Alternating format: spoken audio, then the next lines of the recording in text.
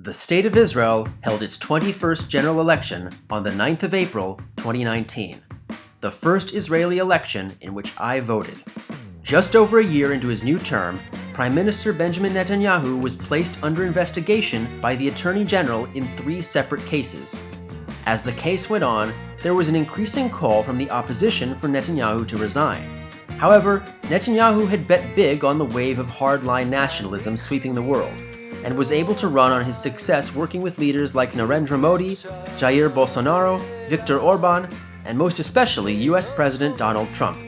And like Trump, Netanyahu increasingly staffed his cabinet with political and personal loyalists, alienating his coalition partners.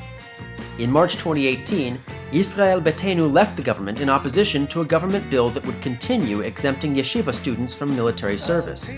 This left the position of defense minister empty, and the Jewish Home nearly left the government when its leader, Naftali Bennett, was passed over for the position.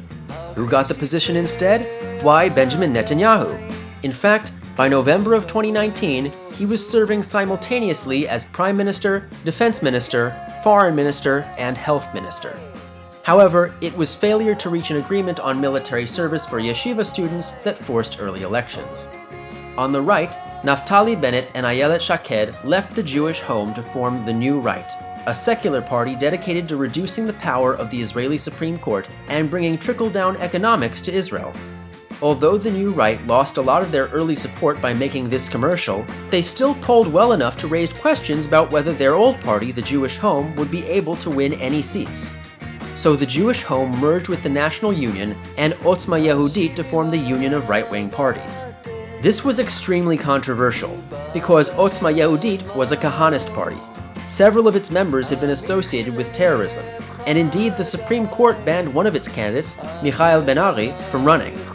In the opposition, the question seemed to be whether the main challenger to the Likud would be Yesh Atid or the Labour Party, now led by Avi Gabay. The answer was neither. 3 days after the elections were called, former IDF Chief of Staff Benny Gantz formed the Israel Resilience Party, which then merged with Yesh Atid and Telem, a breakaway faction of the Likud opposed to Netanyahu's corruption, to form Blue and White. Meanwhile, the Arab-dominated Joint List split into 2, with Ayman Odeh leading Hadash Ta'al and Mansour Abbas leading Ra'am Balad. And here are the results. For the first time in Israeli history, it was a tie. The Likud and Blue and White each won 35 seats, followed by Shas and UTJ with 8 each, and Hadash Ta'al and Labour with 6 each. All other parties received a combined total of 22 seats.